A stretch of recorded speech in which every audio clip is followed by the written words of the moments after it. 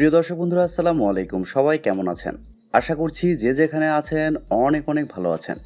দর্শক বন্ধুরা, আপনাদের মধ্যে যারা Realme 9 4G এই ফোনটির জন্য ওয়েট করছেন তাদের জন্য গুড নিউজ। Realme 9 4G বাংলাদেশের মার্কেটে 22 মে অফিসিয়ালি লঞ্চ হবে দুপুর 12টার সময়। এটি Realme বাংলাদেশই কনফার্ম করেছে। আর ফোনটি কিন্তু ওভারঅল খুবই ভালো হবে এবং কম প্রাইসেই লঞ্চ হবে। Realme 9 4G এই ফোনটির সেলিং পয়েন্ট নিয়ে কথা বলতে গেলেই ফোনে থাকছে 108 মেগাপিক্সেলের ক্যামেরা এবং আরও থাকছে সুপার অ্যামোলেডের একটি ডিসপ্লে। আর ফোনটি ওভারঅল দেখতে কিন্তু খুবই সুন্দর। সব কিছু মিলেই ফোনটি আসলে কেমন হবে? আর যেহেতু এই ফোনটি 22 তারিখে বাংলাদেশের মার্কেটে লঞ্চ হচ্ছে, সেহেতু দেশের বাজারে এই ফোনটির প্রাইসই বা কেমন হতে পারে? এই সবগুলো প্রশ্নের উত্তর থাকবে আজকের এই ভিডিওতে। আশা করি সম্পূর্ণ ভিডিও জুড়ে আমাদের সাথেই থাকবেন।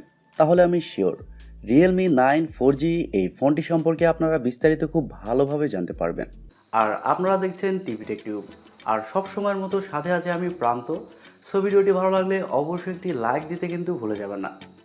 আর আপনি যদি আমাদের চ্যানেলে নতুন হয়ে থাকেন, সেক্ষেত্রে আমাদের চ্যানেলটি সাবস্ক্রাইব করে পাশে থাকবেন।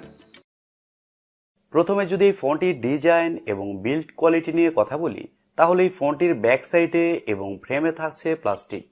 আর ব্যাক সাইডের ডিজাইন ল্যাঙ্গুয়েজ Realme 9 সিরিজের অন্যান্য ফোনগুলোর মতোই। ফোনটির ব্যাক সাইডে থাকছে 3টি ক্যামেরা এবং একেবারে নিচের দিকে থাকছে Realmeর ব্র্যান্ডিং।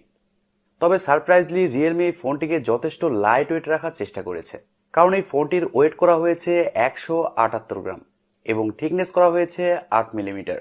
আর ভালো ব্যাপার হচ্ছে ফোনটিতে আপনারা সব ধরনের পোর্টস অ্যান্ড বাটনও পেয়ে যাচ্ছেন, যেমন 3.5 millimetre headphone jack, type C slot ইত্যাদি। আর ফোনটিতে আপনারা 2টি সিম কার্ডের পাশাপাশি একটি মাইক্রো এসডি কার্ড ব্যবহারেরও সুযোগ পাচ্ছেন, যা অবশ্যই একটি ভালো দিক। Realme 9 4G এই ফোনটির সামনে আসলে আপনারা পেয়ে যাচ্ছেন একটি ফুল ভিউ ডিসপ্লে, যার উপরের অংশে কাটআউটের মাধ্যমে বসানো থাকছে সেলফি ক্যামেরাটি। ফোনটির আরেকটি ভালো দিক হচ্ছে এই ফোনে থাকছে ইন ডিসপ্লে ফিঙ্গারপ্রিন্ট সেন্সর, যা যথেষ্ট ফাস্ট এবং অ্যাকুরেট বলেই জানতে পেরেছি। আর ফোনটি আপনারা 3টি কালারে পেয়ে যাবেন, ব্ল্যাক, হোয়াইট এবং গোল্ড। ওভারঅল সবকিছু মিলেই ফোনটির ডিজাইন এবং বিল্ড কোয়ালিটি আপনাদের কাছে কেমন লেগেছে কমেন্ট করে আপনাদের মূল্যবান মতামত অবশ্যই জানাবেন। আর আমার কাছেও পার্সোনালি ফোনটির গোল্ড কালারটা খুবই ভালো লেগেছে। এবার যদি ফোনটির ডিসপ্লে নিয়ে কথা বলি, তাহলে এই ফোনে থাকছে 6.43 ইঞ্চির একটি সুপার অ্যামোলেড ডিসপ্লে, যা অবশ্যই একটি ফুল এইচডি প্লাসের ডিসপ্লে, যার রেজুলেশন হিসেবে থাকছে 1080x2400 পিক্সেল। এই ডিসপ্লেতে থাকছে 90 হার্টজের রিফ্রেশ রেট এবং আরও থাকছে 360 হার্টজের টাচ স্যাম্পলিং রেট। আর এর কারণে গেমিং এর সময় আলাদা একটা ফিল পাবেন। এই ডিসপ্লের আরেকটি ভালো দিক হচ্ছে এই ডিসপ্লেতে থাকছে 1000 নিটস পিক ব্রাইটনেস, যার কারণে আউটডোরে এই ফোনটি ব্যবহার করলে ডিসপ্লেতে ব্রাইটনেসের খুব একটা ঘাটতি ফিল করবেন না। আর সুপার অ্যামোলেড বা অ্যামোলেড ডিসপ্লের কোয়ালিটি কেমন হয় তা আপনারা অনেকেই জানেন। সুপার অ্যামোলেড ডিসপ্লে ব্যবহার করার কারণে ডিসপ্লেতে যে কোনো কন্টেন্ট প্লে করলে শার্পনেসের ঘাটতি একেবারেই ফিল করবেন না। আর ডিসপ্লের কালার কোয়ালিটিও কিন্তু যথেষ্ট ভালো হবে। ওভারঅল Realme এখানে ডিসপ্লে কোয়ালিটি খুবই ভালো দিচ্ছে, এই বিষয়টি আমাদের স্বীকার করতেই হবে। ফোনটির সফটওয়্যার এবং পারফরমেন্স নিয়ে যদি আমরা কথা বলি, তাহলে সারপ্রাইজলি এই ফোনে থাকছে Android 12, যার ব্যাকএন্ডে থাকছে Realme UI 3.0। তবে এই ফোনটিতে চিপসেট হিসেবে থাকছে Qualcomm Snapdragon 680, যা একটি 4G চিপসেট। আর এই চিপসেটটি 6 ন্যানোমিটার আর্কিটেকচারে তৈরি করা একটি Octa-core প্রসেসর এবং জিপিইউ হিসেবে থাকছে Adreno 610। স্ন্যাপড্রাগন 680 এখনকার বেশিরভাগ ফোনে কিন্তু ব্যবহার করা হচ্ছে, যেমন Realme 9i ওই ফোনটিতেও কিন্তু সেম চিপসেট ব্যবহার করা হয়েছে এবং Redmi Note 11 ওই ফোনটিতেও কিন্তু এই সেম চিপসেটটি ব্যবহার করা হয়েছে। এই চিপসেটটি যথেষ্ট ভালো। আর স্ন্যাপড্রাগন 680 এই চিপসেটটি থাকার কারণে যে কোনো হাই লেভেলের গেমস আপনারা মিডিয়াম সেটিংসে ইজিলি খেলতে পারবেন। তবে একেবারে যেগুলো হাই এন্ড গেম রয়েছে, সেগুলো আবার খেলতে গেলে কিছুটা ল্যাগ বা ফ্রেম ড্রপ লক্ষ্য করতে পারেন। তবে মাল্টিটাস্কিং বা ভিডিও এডিটিং এর মতো কাজগুলো এই ফোনটিতে খুব ভালোভাবে করতে পারবেন। আর প্রথমে বলেছি ফোনটি 2টি ভেরিয়েন্টে লঞ্চ হয়েছে, 6GB র্যাম 128GB রম এবং 8GB র্যাম 128GB রম, যার স্টোরেজ টাইপ হিসেবে থাকছে UFS 2.1 এবং র্যাম টাইপ হিসেবে থাকছে LPDDR4X। এবার যদি ফোনটির ক্যামেরা সেকশন নিয়ে কথা বলি, তাহলে এই ফোনটির ব্যাক সাইডে থাকছে 3টি ক্যামেরা, যার মেন সেন্সর হিসেবে থাকছে 108 মেগাপিক্সেলের একটি ওয়াইড সেন্সর। আর এই সেন্সরটি হচ্ছে স্যামসাংয়ের SM6 সেন্সর, যা একেবারে নতুন একটি সেন্সর। অন্যান্য ফোনগুলোতে কিন্তু স্যামসাংয়ের SM2 সেন্সরটি ব্যবহার করা হয়েছে, তবে এই ফোনে থাকছে স্যামসাংয়ের SM6 সেন্সর। তার মানে বুঝতেই পারছেন এই ফোনটির ফটো কোয়ালিটি কিন্তু যথেষ্ট ভালো হবে আগের জেনারেশনের চেয়ে। আর ফোনটিতে সেকেন্ডে থাকছে 8 মেগাপিক্সেলের একটি আলট্রা ওয়াইড সেন্সর, যা 120 ডিগ্রি এরিয়া পর্যন্ত কভার করতে পারবে। এবং সবশেষে থাকছে 2 মেগাপিক্সেলের একটি ম্যাক্রো সেন্সর, মানে 2 মেগাপিক্সেলের সেন্সর না দিলেই না।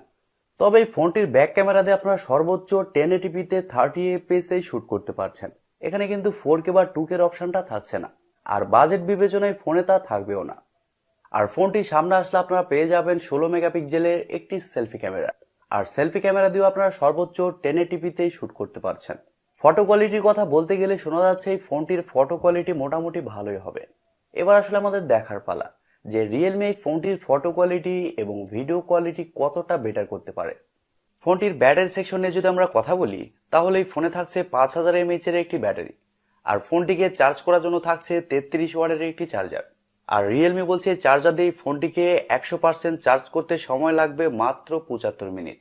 আর ফোনটির চিপসেট যেহেতু পাওয়ার এফিশিয়েন্ট, আর ফোনটিতে যেহেতু 5000 mAh-এর একটি ব্যাটারি ব্যবহার করা হয়েছে, যার কারণে ফোনটিতে আপনারা ইজিলি একদিনের ব্যাটারি ব্যাকআপ খুব ভালোভাবে পেয়ে যাবেন। ব্যাটারি ব্যাকআপের দিকে এই ফোনটিতে কোনো ধরনের সমস্যা কিন্তু হচ্ছে না। এবারে আসা যাক মেন টপিকে, ফোনটির প্রাইস এবং লঞ্চিং ডেট। দর্শক বন্ধুরা, আপনাদের প্রথমে বলেছি ফোনটি 22 মে বাংলাদেশের মার্কেটে অফিসিয়ালি লঞ্চ হবে। আর দেশের বাজারে ফোনটির 6GB র্যাম ভ্যারিয়েন্টের প্রাইস হতে পারে 20 থেকে 21,000 টাকা, এবং 8GB র্যাম ভ্যারিয়েন্টের প্রাইস হতে পারে 22 থেকে 23,000 টাকা। আর এরকম প্রাইস পয়েন্টে আমরা আসলে কি পাচ্ছি?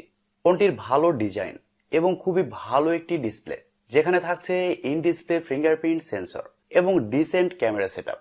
যদিও তার Realme 9 5G থেকে অনেক বেটার, তবে এই ফোনে থাকছে ডিসেন্ট একটি চিপসেট, যা আমার কাছে খুব একটা ভালো লাগেনি।